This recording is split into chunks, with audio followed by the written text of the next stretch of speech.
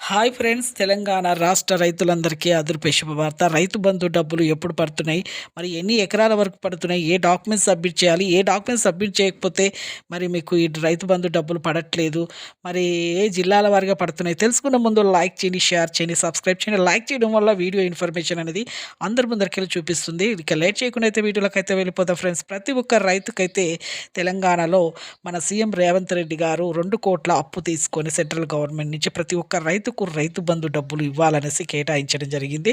ప్రతి ఒక్క రైతుకు ఇప్పటి వరకు అయితే 3 ఎకరాల వరకు అయితే పడడం జరిగింది. ఎవరికైతే పడలేదో వెంటనే మీరైతే ఫోన్ల ద్వారా మెసేజ్ల ద్వారా చూసుకోండి. బ్యాంకుల ద్వారా వెళ్ళి కనుక్కోండి. ఖచ్చితంగా అయితే ప్రతి ఒక్కరికైతే 3 ఎకరాల వారుగా ప్రతి ఒక్క రైతుకైతే ఇప్పటి వరకు అయితే పడ్డాయండి.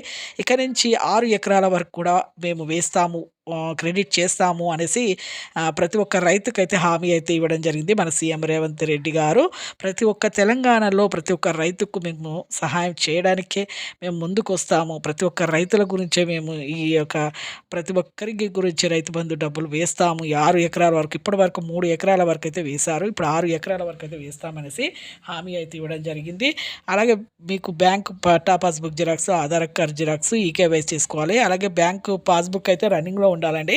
ఈ కేవైసీ అంటే ఏం లేదు, ఆధార్ కార్డ్ ఐడి అనమాట. ఎంటర్ చేసుకోవడమే. మీ సెంటర్లో 15-20 రూపాయలు పెడితే చేస్తారు. ఫ్రీ సెంటర్లో కూడా చేస్తారండి. ఇంకా ప్రతి ఒక్క రైతుకైతే రుణమాఫీ డబ్బులు కూడా మీకు ఒకే దఫాలో 2 లక్షల రూపాయలు కూడా మేము కేటాయిస్తామనేసి కూడా చెప్పడం జరిగింది.